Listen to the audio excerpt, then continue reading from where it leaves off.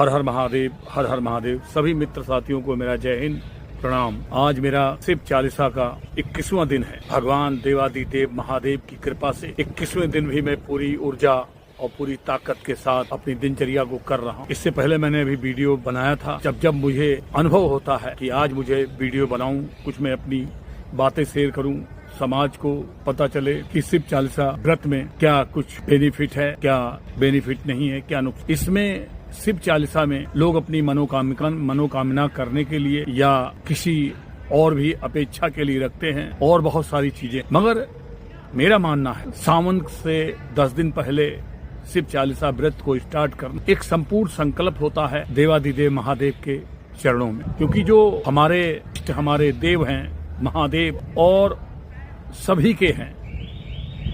प्रकृति में जितनी भी चीजें हैं उसके हैं। वो पेड़, पक्षी, आकाश, पाताल, जल, वायु, अग्नि, पृथ्वी, मानवता, इंसानियत, इंसान के, जानवरों के, राक्षस, चाहे मैंने बोला संसार में जितनी भी प्रजातियां हैं, जितने भी लोग हैं, सभी के वो संरक्षक हैं और सभी की रक्षा करते हैं और सभी को वो पूर्ण तरीके से पूरा आशीर्वाद प्राप्त। सभी को मेरा मानना है प्रकृति के देवता भी वही हैं और राक्षसों के भी, इंसानों के भी, पशुओं के भी, पक्षियों के भी, जितनी चीजें प्रचलन करने वाली हैं, जितनी चीज इस संसार में होती है, यानी कि वो तीनों लोग मैंने फील किया। जब मैं प्रातः काल सुबह, पूरा वीडियो देखना ध्यान से और स्क्रिप्ट मत करना मेरे भाइयों, और अच्छा लगे तो कमेंट करना और लाइक करना। जागरूकता मिशन कड़वा सच को सब्सक्राइब भी करना, क्योंकि ये कड़वा सच ही बता रहा हूँ। मैं बोल रहा था जब मैं प्रातः काल सुबह 3:30 पे जब मैं उठता हूँ तब मुझे अनुभव होता है, आभास हो, मेरी ऑटोमेटिक आंख खुल जाती। खुलते ही मुझे सीधे अपने बाबा महादेव, शिव परिवार और माता शक्ति का विचार अंदर आता। ये मेरा मानना है। मैं किसी साधु संत की बातों को लेकर नहीं चल रहा हूँ और ना ही मैं किसी साधु संत की बातों को बता रहा हूँ। ये मेरे अंदर फीलिंग होती, मेरे दिल में फीलिंग होती है, मेरी आत्मा में फीलिंग होती है, मेरे दिमाग में फीलिंग होती है। और मैं सबसे पहले उठते ही अपने घर के मंदिर में भगवान के सामने में जाकर तुरंत नतमस्तक हो जाता हूँ, प्रणाम कर। हे देवादिदेव महादेव, आप ही मेरे पिता, आप ही मेरी माँ है, आप ही मेरा संसार है।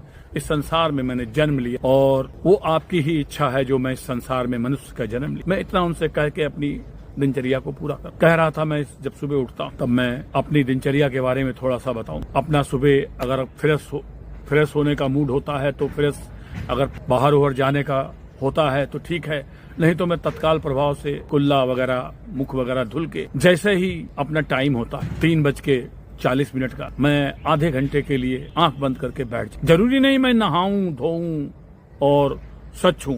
मैं अपने हृदय को पवित्र करता हूं और मैं अपना आंख बंद करके बैठ जाता हूं। महादेव के ध्यान में, उनके ध्यान में, महाकाल के ध्यान में बैठ जाता। तब जो मुझे अंदर से जो विचार प्रकट होते हैं, जो मेरे अंदर विचारधारा है, उसकी मैं कल्पना, उसका मैं उच्चारण भी नहीं कर सकता हूँ। कल्पना से परे है। भगवान शिव के शिव चालीसा में मैंने बहुत कुछ सीखा। शांत रहना ही जीवन का सबसे बड़ा लक्ष्य, और किसी की निंदा नहीं करना चाहिए, ना ही किसी का नुकसान करना चाहिए, ना ही भ्रष्टाचार, ना ही करप्शन, ना ही किसी को छल कपट के साथ मारना चाहिए। पूरा कोशिश करनी चाहिए ईमानदारी और निष्ठा के साथ कार्य को करें। यही मेरा मानना है, यही मैंने सीखा है इन 21 दिन में। मगर भगवान शिव की शरण में जो भी चला उसका पूरा कल्याण हो, उसका पूरा कल्याण, और उसका कल्याण तो होता ही होता है, मगर उसकी तृप्ति भी पूरी। अल्पायु उसकी 100 वर्ष हो और उसके अंदर अलग से ऊर्जा, अलग से ताकत आ जाए। एक अपना अनुभव बता रहा हूँ मैं, जो मेरे अंदर है।